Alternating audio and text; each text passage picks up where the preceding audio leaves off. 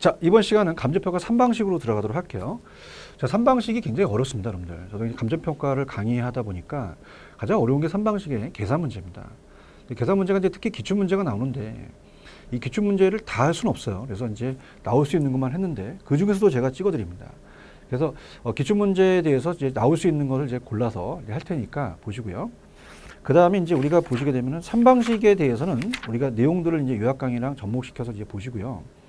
중요한 것은 감정평가에 관한 규칙입니다. 가역 공식. 그래서 거기서 감정평가에 관한 규칙은 거의 시험 문제가 6문제다. 3문제가량 출제가 돼요. 공시지가는 문제가 1문제 정도 배정이 되거든요. 그래서 여기가 굉장히 중요하니까 일단 저랑 같이 이제 97페이지의 1번 문제를 보시면 자, 우리 요약집에 336페이지 그런 게 있었어요. 제2조달원가라는 것은 자, 어떻습니까? 도급 기준으로 갑니다. 그렇기 때문에 자, 공급 개발업자에 대한 이윤이 자, 개발업자의 이윤이 포함이 돼요. 그죠? 이게 수급인의 적정 이윤이 포함이 됩니다.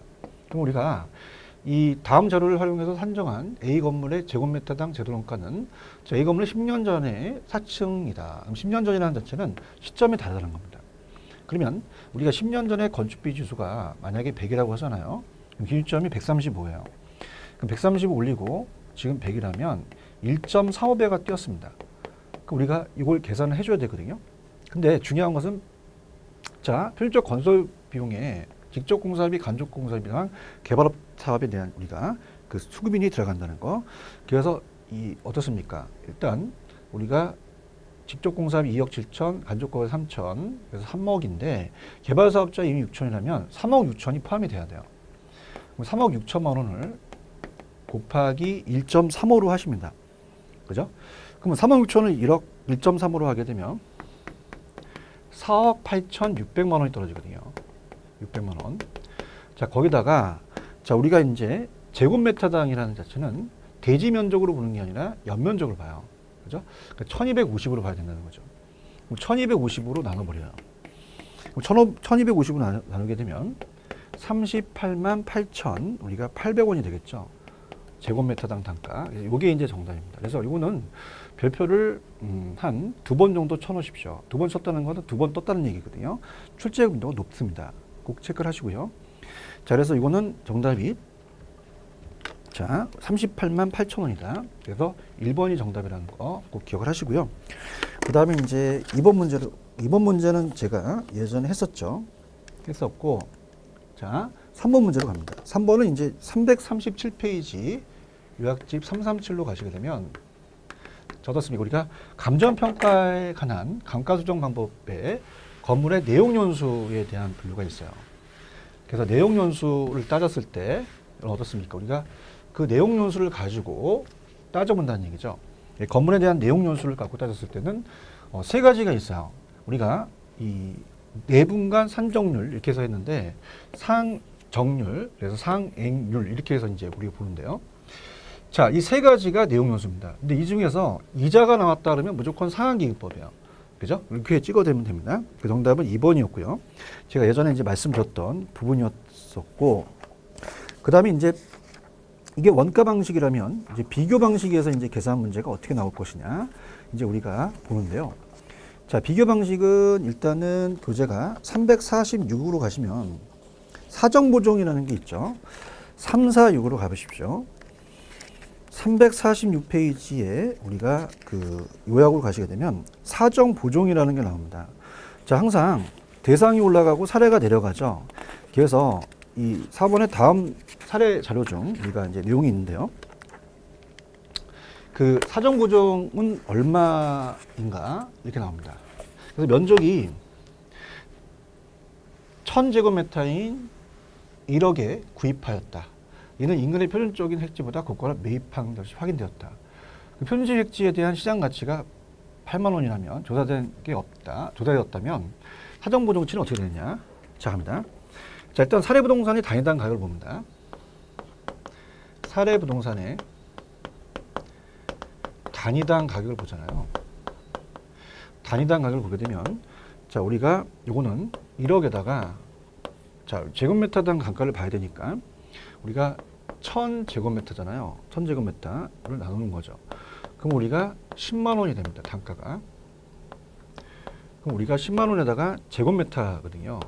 자, 이렇게 본다면 사례 토지가 인근 표준적 획지보다 고가로 매입됐대요. 그럼 얘가 고가로 매입됐으니까 자, 얘에다가 사례 부동산의 사전 보정치를 가하게 되면 자, 우리가 이 시장 가치가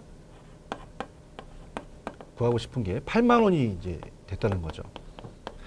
그러면 여기다가 얼마를 곱해야 된다는 거죠. 그럼 8만 원을 이걸로 나눠버리면 되잖아요. 0.8을 곱해야 나오거든요. 그럼 우리 문제는 4번의 정답은 0.80. 그래서 4번의 정답은 4번이 되겠죠. 자, 이렇게 해서 이제 보시기 바랍니다.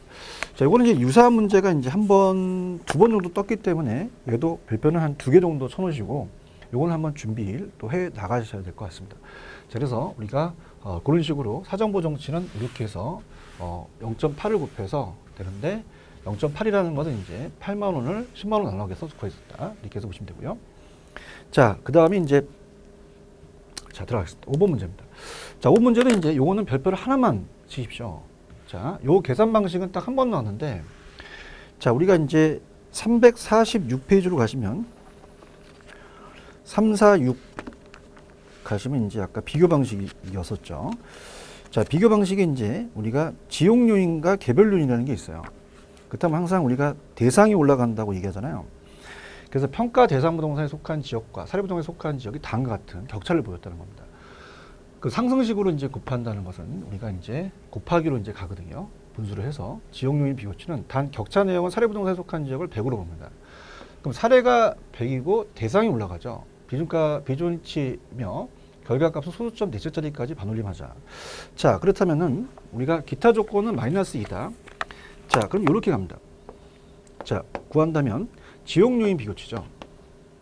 지역 요인 비교치를 따졌을 때 자, 일단은 사례가 100이고요. 대상이 조정이 돼요. 마이너스 2라는 것은 자, 100에서 마이너스 1을 빼니까 98이 되죠. 곱하기. 자, 환경 조건으로 갑니다. 환경 조건은 100에다가 이제 그대로 갈게요. 100에다가 3을 더하면 103이 되죠. 곱하기. 자, 마이너스 1이네요. 가로 조건은. 자, 그럼 이거는 100에다가 99를 해야 됩니다. 99. 1 빼니까. 그 다음에 곱하기 100에다가 접근 조건은 어떻게 돼요? 100에다가 104가 되잖아요. 그 다음에 0이라는 자체는 0을 곱하면 안 돼요. 0이라는 자체는 100에다가 플러스 마이너스가 0이라는 자체는 1이라는 거죠. 그래서 아무 의미가 없어요. 그럼 우리가 소수점으로 고친다면 얘는 0.98이 되고 곱하기 그 다음에 얘는 1.03 곱하기 0.99 곱하기 그 다음에 1.04가 되는 거죠. 자, 그럼 이거는 약 하게 되면요. 우리가 1.0392 얼마 떨어져요. 근데 우리가 넷째 자리니까 1039까지 떨어지죠. 그래서 1039까지 우리가 본다는 거죠.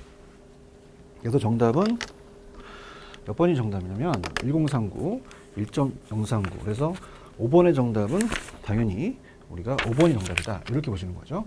자, 이거는 이제 한 번 정도 떴기 때문에 그냥 한번 푸는 걸로 그냥 마무리 하십시오. 만약에 기출문제를 뺏기게 되면 얘네들이 숫자만 바꿔서 내거든요. 기출문제를. 그래서 그렇게 해서 그냥 우리가 준비 상태로 가시기 바라고요. 자, 좀 어렵게 떴던 게 이제 6번 문제입니다. 자, 여기까지 이제 어느 정도 그 틀이 원가 방식하고 그 다음에 비교 방식은 틀이 계산 문제가 좀 정해져 있어요. 근데 자, 수입 방식은 어디서 튀어나올지 모릅니다. 그렇지만 우리가 6번 문제보다는 여러분들이 포커스를 7번하고 10번 위주로 좀 가져보세요. 그래서 우리가 그 수익하는 방법에 이 한원율을 산정하는 방법이 시조 12가 있었잖아요. 그래서 거기 위주로 이제 우리가 이론상이나 아니면 계산 문제가 출제가 될 수 있습니다. 자, 그렇다면은 자, 우리 문제를 보겠는데 일단 6번 문제가 상당히 어렵게 나왔어요. 그래서 이 참고적으로 우리가 봤을 때 수입 방식을 보시면 여기 이제 351페이지 가시면 이제 순수익을 구하는 법이 지적법, 간접법, 잔여법이라는 게 있거든요. 그래서 전체 순수익에서 토지 순수익을 빼게 되면 건물이 남고 건물잔여법, 전체에서 건물을 빼면 토지가 남거든요. 그래서 이 순수익을 가지고 가치를 구한 다음에 전체에서 건물을 빼든 토지를 빼든 이렇게 해서 구하는 거죠. 토지와 건물 같이 이제 본다는 겁니다. 그래서 6번 문제가 좀 어렵다라는 거 우리가 보면서 6번 문제도 문제가 한 번 정도 출제가 됐다는 자체는 출제가 될 수 있기 때문에 그런데 그다지 이거는 뭐 빈번하게 나오는 부분은 아닙니다. 좀 어렵게 나왔다고 이제 봐야 되는데요. 자, 내용을 봅니다. 최근 신축한 주택 토지가 300제곱미터, 건물이 500제곱미터를 9,100만 원을 매도했다. 자, 8,550만 원에 거래되었다. 이는 매도자의 급박한 사정으로 인해서 정상 거래 가격보다 5% 저가로 매도됐다는 거죠. 이 건물은 매도자가 최근 82,000원에 직접 건축한 것으로 유사 건물의 재산가는 기준시점 현재 9만 원이 일반적이다. 이 주택의 토지 평가 가액은 건물의 실질적 거래 시점은 동일하다. 자, 이건 어떻게 구하겠어요? 이제 토지 평가액을 구하라 그랬잖아요. 자, 토지 평가액을 구한다는 것은 전체에서 건물을 빼는 거죠. 토지 평가액을 구하는 건 전체 복합 부동산의 가치에서 잔여하나법이라고 얘기하거든요. 빼서 구한다니까. 자, 그럼 우리가 건물 가치를 빼는 거죠. 건물 가치를 뺍니다. 그럼 우리가 복합 부동산이라는 자체 어때요? 지금 매도되었을 때는 이 8,550으로 매도됐죠. 그걸로 가야 됩니다. 그래서 8,550에서 빼주면 되겠죠. 건물의 가치를. 자, 그럼 건물의 가치는 어떻습니까? 이 8,500에서 이제 빼주면 되는데, 자, 이게 어때요? 8,500 거래됐지만 매도자의 급박한 사정으로 인해서 정상 가격보다 5%가 저가로 거래됐대요. 그죠? 그럼 우리가 이 사례니까 정상적으로 배워봤을 때 이게 뭐를 빼니까 95가 되겠죠. 자, 이걸 하면 이제 요게 9천만 원이 됩니다. 그러면 건물 가치만 구하면 되잖아요. 그럼 건물 가치는, 자, 우리가 건물에 봤을 때 이 어때요? 건물의 제도론가는 기준점이 9만 원이죠. 자, 9만 원에다가, 자, 어떻습니까? 거기다가 아까 건물에 대한 면적이 500제곱미터였어요. 그럼 500을 곱하게 되면 건물에 대한 게 4,500만 원이 나오거든요. 자, 이게 바로 표준적 건설 비용을 사용한 거죠. 그럼 우리가 어떻습니까? 9천에다가 4,500만 원을 빼주는 거죠. 그러면 토지는 4,500만 원이 된다. 좀 어렵게 떴습니다. 그죠? 그래서 이제 이거는 이제 좀 어렵기 때문에 뭐 할 수 없어요. 이건 그냥 한번 푸는 걸로 그렇게 해서 정답은 3번이 정답이다. 6번의 정답은 3번이다. 이렇게 체크를 하시는데요. 자, 이게 핵심이에요. 가볼게요. 한 번 정도 이제 풀으시게 되면은 내용을 알 수가 있는데, 자, 전체에서 건물을 빼면 토지가 남죠. 그럼 최근 신축한 주택에 토지와 건물이 있다. 9,100만 원으로 매도를 했으나 8,550으로 거래되었다.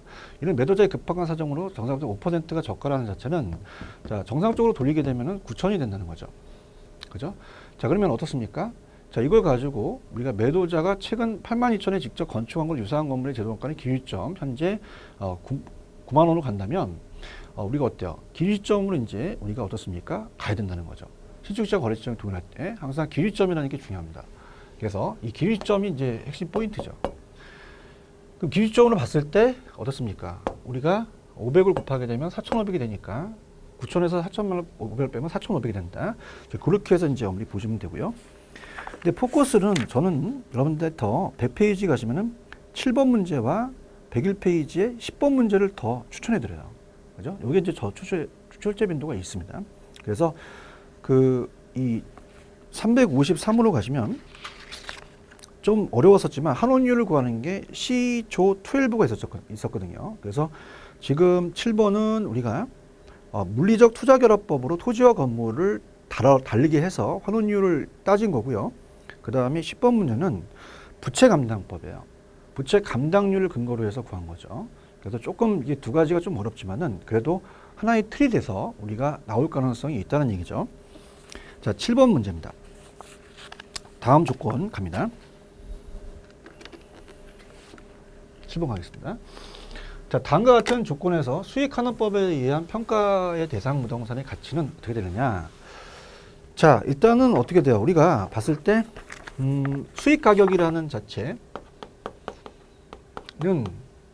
순수익이 있죠. 우리가 항상 이 순수익은 순영업소득으로 갑니다. 감정평가상 1호상. 그래서 이거 무조건 순소득으로 들어간다고 아시고 이제 들어가셔야 됩니다.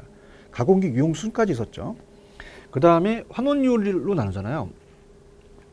환원율을 구할 때, 자, 토지와 건물이 다르다는 건 물리적 투자결합법이에요.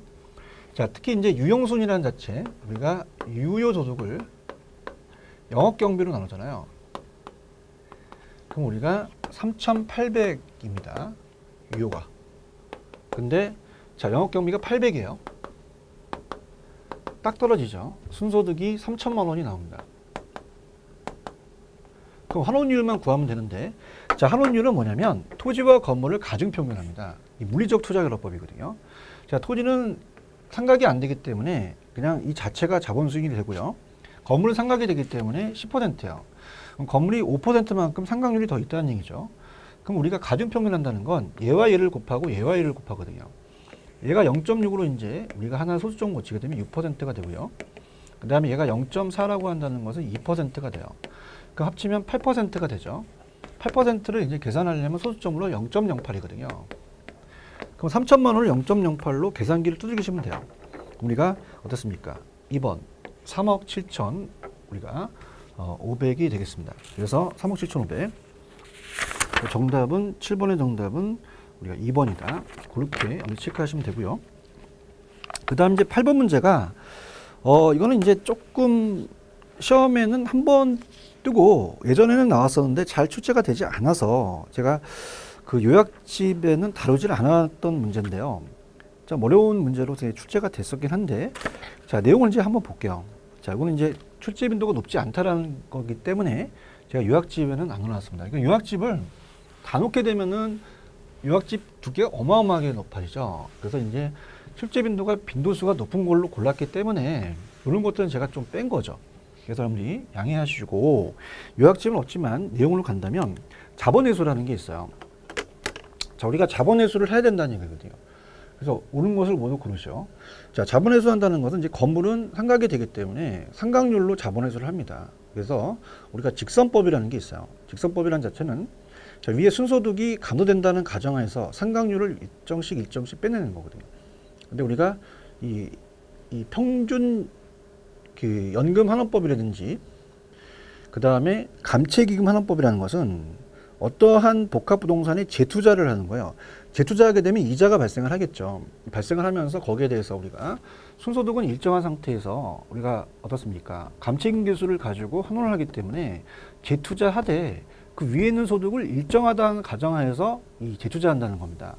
자, 그래서 이건 할 수 없어요. 이제 전문적인 거고 시험 문제 빈출이 자주 되는 건 아니기 때문에 그냥 우리가 자녀환원법으로 따져본다. 자녀환원법이 이제 좀 전에 이제 토지 전체에서 토지를 빼면 건물이 남잖아요. 건물자녀법. 자, 이렇게 이제 이 자녀법으로 이제 구하는 거거든요. 토지 가치와 건물 가치를. 그럼 우리가 어떻게 돼요? 직선이라는 자체는 건물 같은 걸 얘기를 하고요. 직선법. 그다음에 감채기금 환원법이라고 이제 하고 상환기금법이라고 얘기하거든요. 그래서 우리가 감채기금법을 또 상환기금법이라고 얘기합니다. 상환기금법. 그래서 호스콜드 방식이다. 그래서 호스콜드 강산 기사였어요. 강산을 한번 캐면 캘 게 없잖아요. 그래서 안전한 은행 이자로 투자하자, 안전한 율로 투자하자 이렇게 갔고요. 평균 연금 환원법은 우리가 연금법이라고 얘기하거든요. 세 가지가 있다는 거 맞고요. 그 다음에 이제 나중에 우리 그 해설집을 보시게 되면 직선 환원법만 소득이 감소한다는 가정에서 가요. 근데 감채기금법과 감채기금 환원법과 상환기금법과 평균연금 환원법은 매기간마다 순요금수이 일정하다고 하거든요. 그래서 그냥 그렇게 간다고만 하시고 니은이 이제 틀렸다 이렇게 보시고요. 자, 감채기금 환원법은 이제 자본회수를 재투자하는 거죠. 그래서 이때 재투자는 안전율로 갑니다. 은행이자로 가죠. 은행이자. 그래서 이제 가고 자녀환원법에서 평가 가치에 대한 크기는 단조건이 동일할 경우 직선법이 가장 크고 평균연금 환원법이 가장 적다. 자, 이건 어떻습니까? 평가 가치의 크기입니다. 평가 가치의 크기. 자, 이렇게 해보세요. 우리가 연금법이 가장 커요. 연금법과 상환기금법이라는 게 있거든요. 상환기금법. 그 다음에 직선법이 있죠. 자, 그래서 자, 이렇게 한번 가겠는데요. 일단은 직선법이라는 자체는 건물입니다. 건물이라는 자체는 그냥 단순하게 1억을 자본회수한다면 1,000만 원씩 1,000만 원씩 1,000만 원씩 1,000만 원씩 땅에다가 항아리에다 박아요. 그럼 나중에 1,000만 원 1억을 타가거든요. 그럼 얘는 이자를 고려하지 않거든요. 고려하지 않아서 그냥 안전하게 그냥 자본 회수를 하는 건데 얘네들은 재투자를 합니다. 재투자. 그럼 이자가 발생하겠죠. 그러면 당연히 얘네들이 더 크죠. 근데 연금법은 수익이 확실한 자산이거든요. 수익이 확실한 자산. 그래서 어떻습니까? 우리가 슈퍼마켓이나 어장 같은 경우는 자 슈퍼마켓은 물건을 팔면 다시 또 물건을 사다가 아니면 어떻습니까? 양어장에 이제 우리가 다시 또 물고기를 잡아다가 다시 또 기르죠. 그럼 수익이 안전하게 가거든요. 그래서 재투자를 하면서 우리가 만약에 10%를 먹으면 다시 10%의 환원율로 가요. 근데 자, 이 연금법은 이누라는 사람이 보험회사 직원이어서 우리가 연금을 따져봤는데 상하기금법은 호스콜드 감채기금 개수라고도 하는데 자, 얘는 뭐냐면 수익이 불확실한 자산이에요. 수익이 불확실한 자산이다. 그래서 광산입니다. 광산. 광산은 한 번 캐면 캘 게 없죠. 이 주위에 나무를 심고 막 그래도 더 투자가 나오진 않습니다. 그럼 10%가 나왔다면 그때 이것을 은행이자로 가는 거죠. 은행이자는 굉장히 낮죠. 그래서 뭐 요즘 뭐 2% 좀 많이 주죠.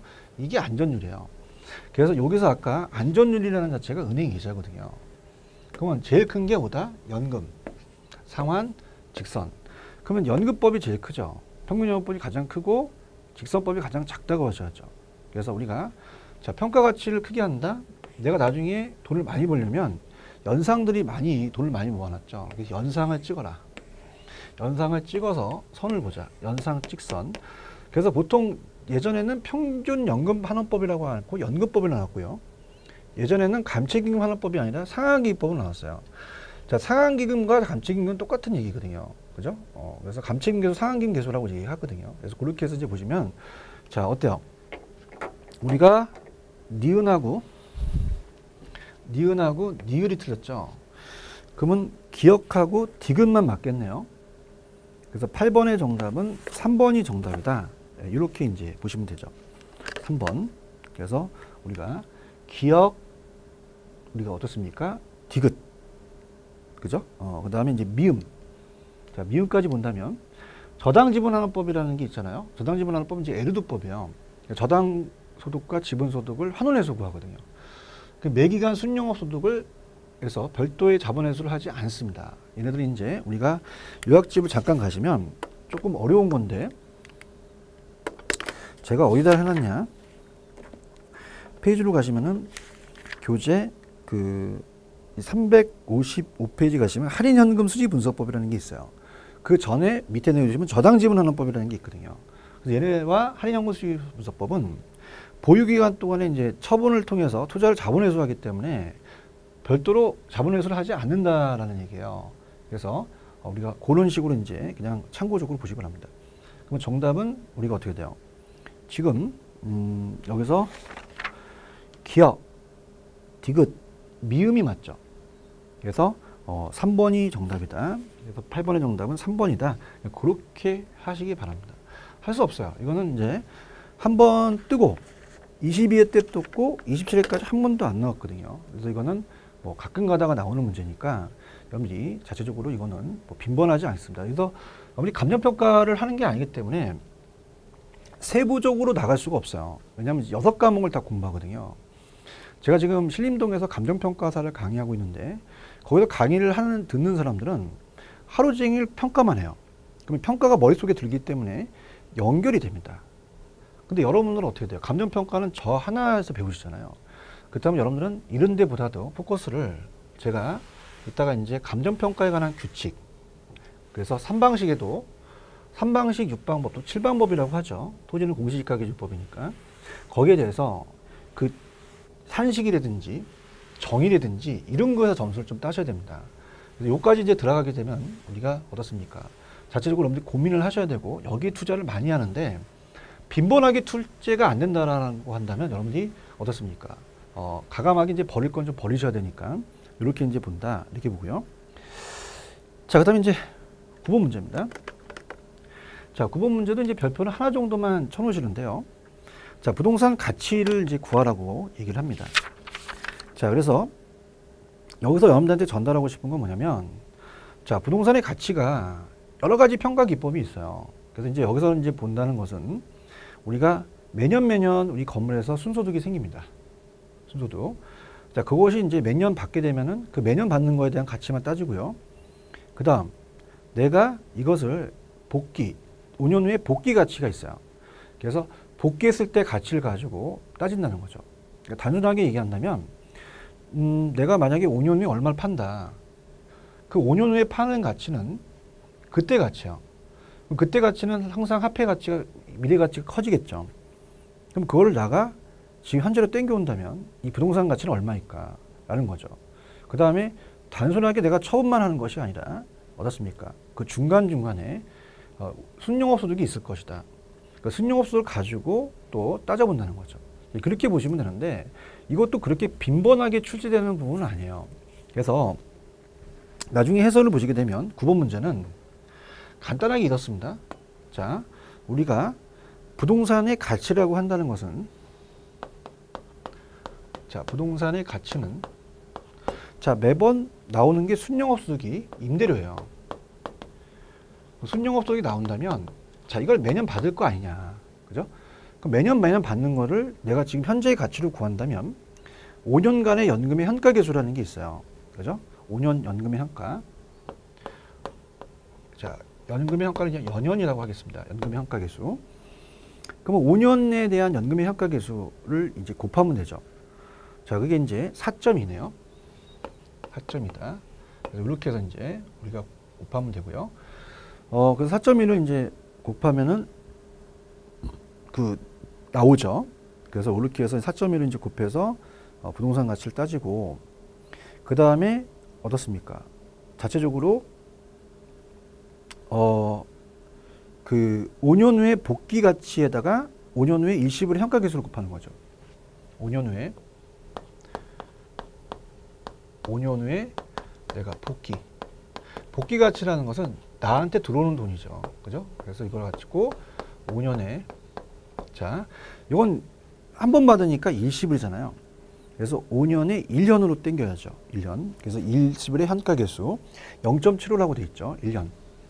5년에 1년. 일시불의 현가계수. 어디가 몇으로 돼 있어요? 우리가 0.75로 돼 있죠.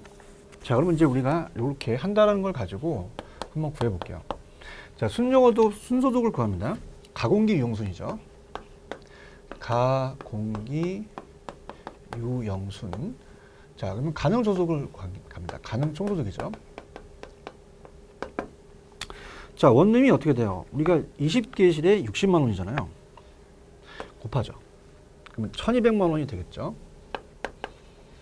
1200만 원에다가, 자, 지금 공실이 5%네요. 공실이. 그럼 1200만 원의 5%는 원래 계산을 하게 되면 1200만 원의 10%는 120에다가 반은 60만 원이 됩니다. 근데 바로 우리가 여기다가 구하게 되면 기타 소득은 없다고 한다면, 자, 어떻게 돼요?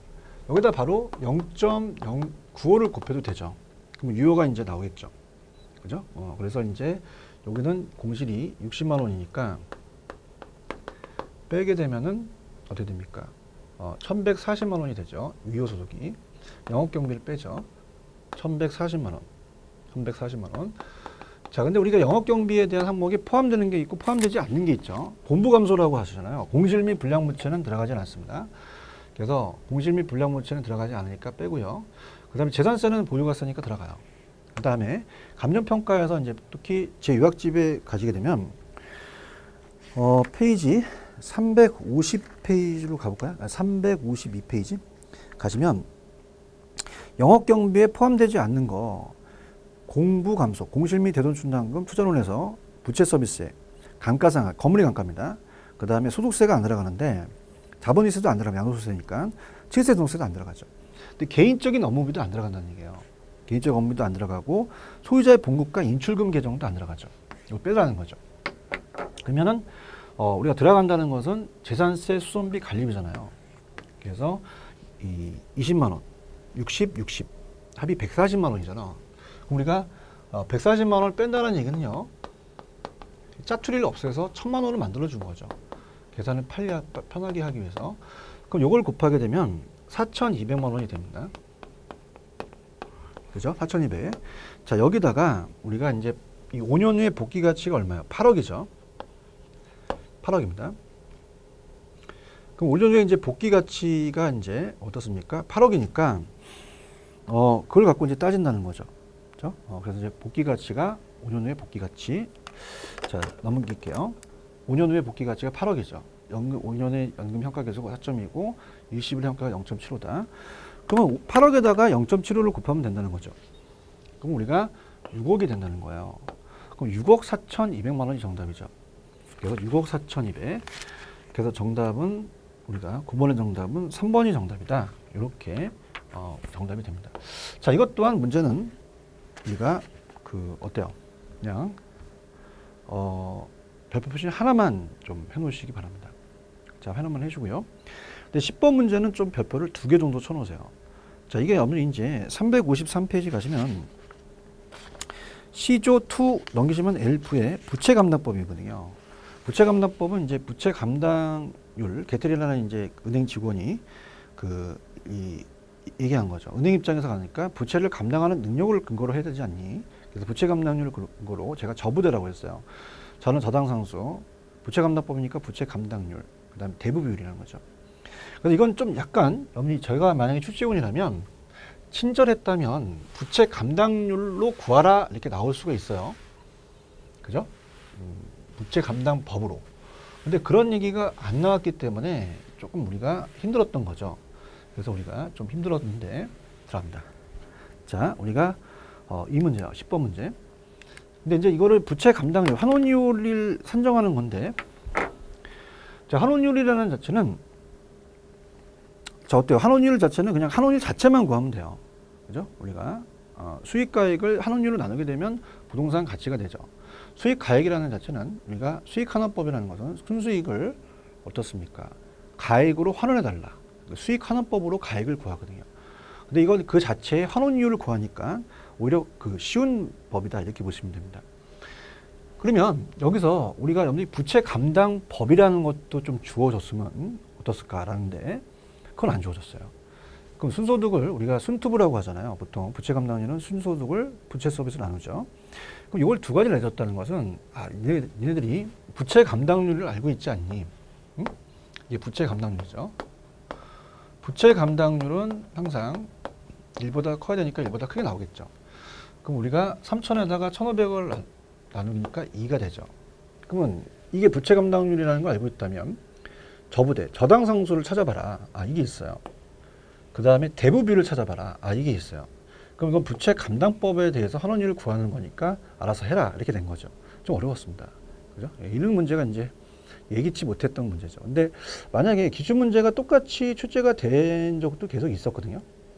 그래서 아까 우리가 제도원가를 산정하는 방법이라든지 우리가 이제 앞쪽에서 정해법에 의해서 우리가 어떻습니까? 부동산의 적산가액을 구한다든지 뭐 이런 것들은 딱 틀이 잡혔어요. 그 다음에 이제 우리가 사시지계라는 사정보정, 시점성, 지역요인, 개별요인 그래서 이 대상이 올라가고 사례가 내려간다.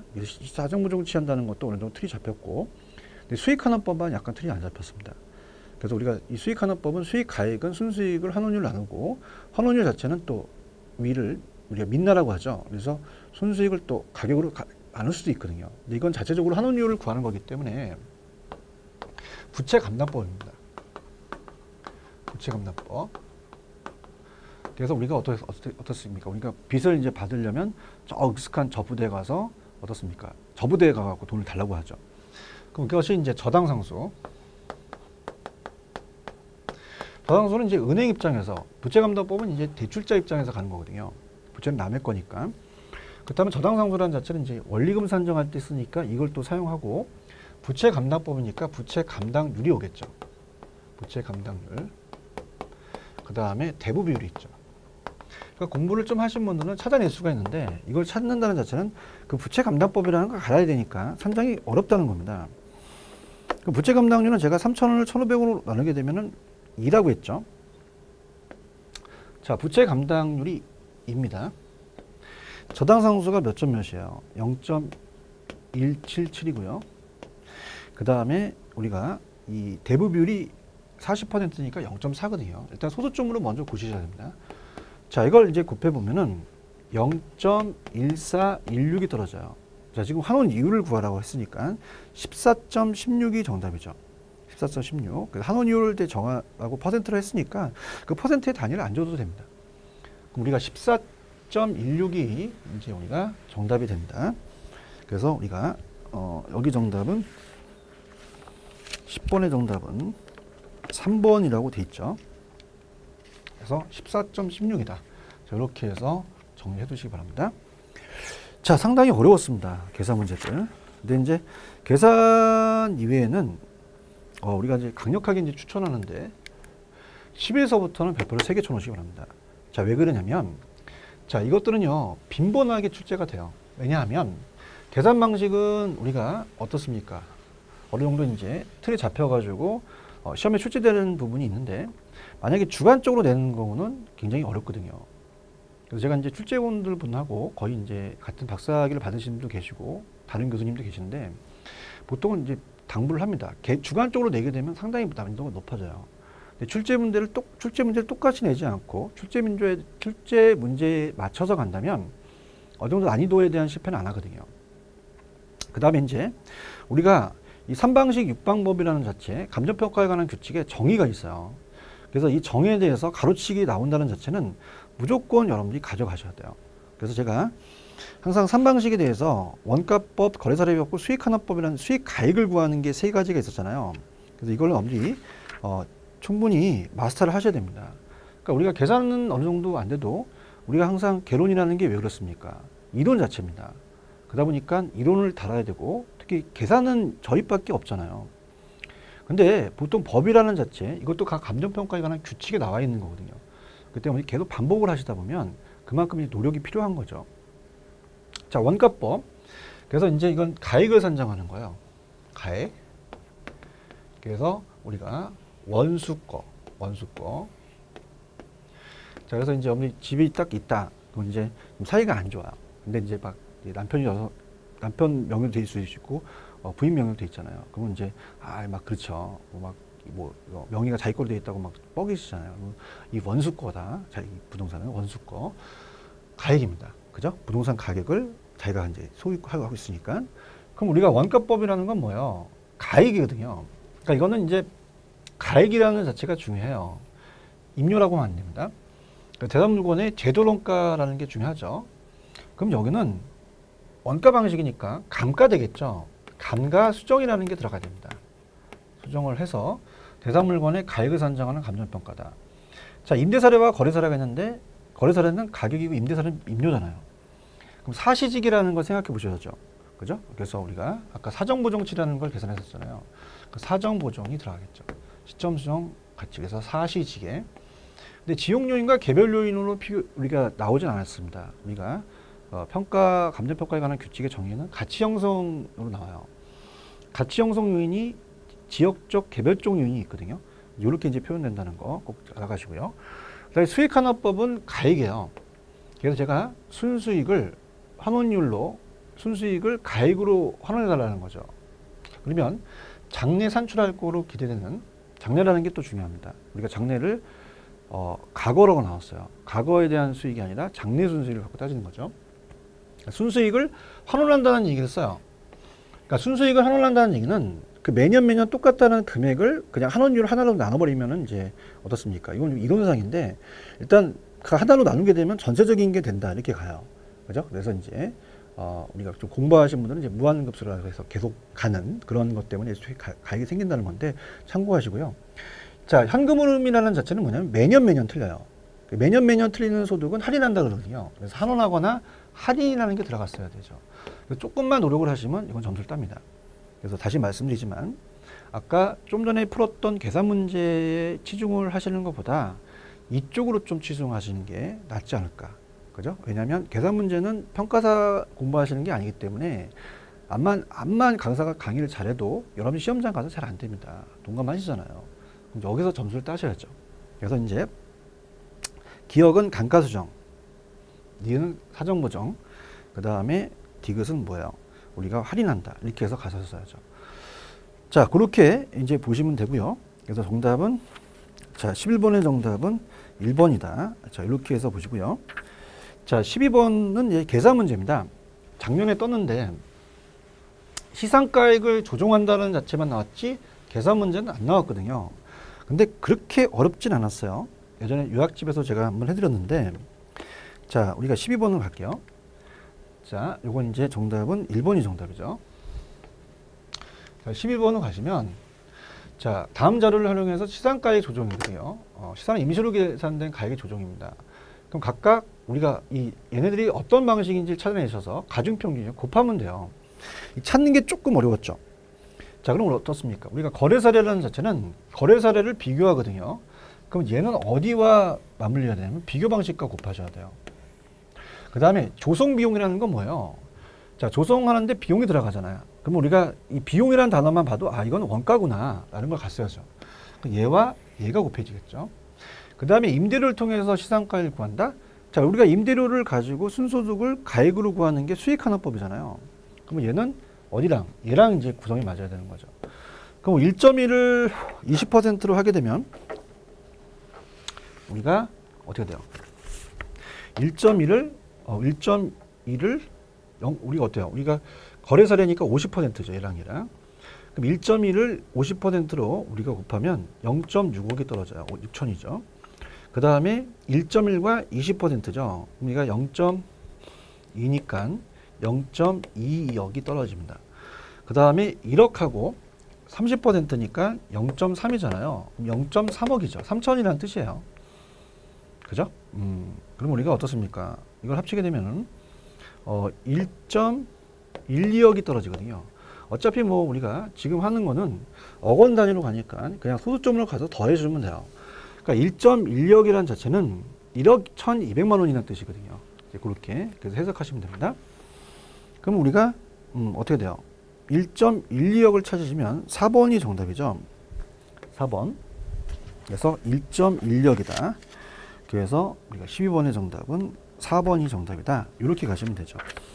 자, 그래서 이제 가중평균 한다는 것은 자 1.2억, 1억 2천에다가 거래 사례니까 비교 방식으로 간다는 거. 거래 사례니까 사례를 비교하잖아요.